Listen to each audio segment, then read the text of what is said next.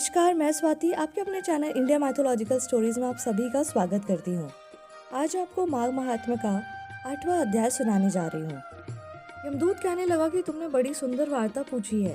यद्यपि मैं पराधीन हूँ, फिर भी तुम्हारे स्नेहवश अपनी बुद्धि के अनुसार बतलाता हूँ। जो प्राणी काया, वाचा और मनसा से कभी दूसरों को दुख नहीं देते, वे यमलोक में नहीं जाते। हिंसा करने वाले वेद, यज्ञ, तप और दान से भी उत्तम गति को नहीं पाते। अहिंसा सबसे बड़ा धर्म तप और दान ऋषियों ने बताया है। जो मनुष्य जल या पृथ्वी पर रहने वाले जीवों को अपने भोजन के लिए मारते हैं, वे कालसूत्र नामक नरक में पड़ते हैं और वहां पर अपना मांस खाते हैं और रक्त पीप पान करते हैं तथा पीप की कीच में उनको कीड़े काटते हैं। हिंसक, जन्मांध, काने कुबड़े, लूले लंगड़े, दरिद्र और अंगहीन हो जाते हैं। इस कारण इस लोक तथा परलोक में सुख की इच्छा करने वाले को काया, वाचा तथा मन में दूसरों का द्रोह नहीं करना चाहिए। जो हिंसा नहीं करते उनको किसी प्रकार का भय नहीं होता। जिस तरह सीधी और टेढ़ी दोनों प्रकार की बहने वाली नदियाँ समुद्र में मिल जाती हैं, वैसे ही सब धर्म अहिंसा में प्रवेश कर जाते हैं। ब्रह्मचारी, गृहस्थ, वानप्रस्थी तथा यति सभी अपने अपने धर्म का पालन करने और जितेंद्रिय रहने से ब्रह्मलोक को प्राप्त करते हैं। जो जलाशय आदि बनाते हैं और सदैव 5 यज्ञ करते हैं, वे यमपुरी में नहीं जाते। जो इंद्रियों के वशीभूत नहीं हैं, वेदवादी और नित्य ही अग्नि अर्थात हवन आदि का पूजन करते हैं, वे स्वर्ग को जाते हैं। युद्ध भूमि में जो शूरवीर मर जाते हैं, वे सूर्य लोक को प्राप्त होते हैं। जो अनाथ स्त्री शरण में आए हुए तथा ब्राह्मण की रक्षा के लिए प्राण देते हैं, वे कभी स्वर्ग से नहीं लौटते। जो मनुष्य लूले लंगड़े, वृद्ध, अनाथ तथा गरीबों का पालन करते हैं, वह भी स्वर्ग में जाते हैं। जो मनुष्य गौओं के लिए पानी का आश्रय करते हैं तथा कुआं, तालाब और बावड़ी बनवाते हैं, वे सदैव स्वर्ग में निवास करते हैं। जैसे जैसे जीव इनमें पानी पीते हैं, वैसे ही वैसे उनका धर्म बढ़ता है। जल से ही मनुष्य के प्राण हैं, इसलिए जो प्याऊ आदि लगाते हैं, वह अक्षय स्वर्ग को प्राप्त होते हैं।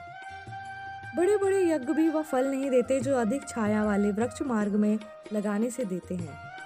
जो मनुष्य वृक्ष रोपण करता है, वह सदैव दानी और यज्ञ करने वाला होता है। जो अच्छे फल और अच्छी छाया वाले मार्ग के वृक्षों को काटता है, वह नर्कगामी होता है। तुलसी का पौधा लगाने वाला सब पापों से छूट जाता है।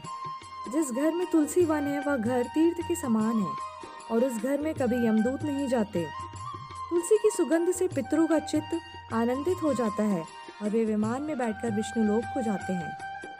नर्मदा नदी का दर्शन, गंगा का स्नान, तुलसी दल का स्पर्श, यह सब बराबर बराबर फल देने वाला है। हर एक द्वादशी को ब्रह्मा भी तुलसी का पूजन करते हैं। रत्न, सोना, फूल तथा मोती की माला के दान का इतना पुण्य नहीं जितना तुलसी की माला के दान का है। जो फल आम के 1000 और पीपल के 100 वृक्षों को लगाने से होता है, वह तुलसी के एक पौधे के लगाने से होता है। पुष्कर आदि तीर्थ, गंगा आदि नदी, वासुदेव आदि देवता सब ही तुलसी में वास करते हैं।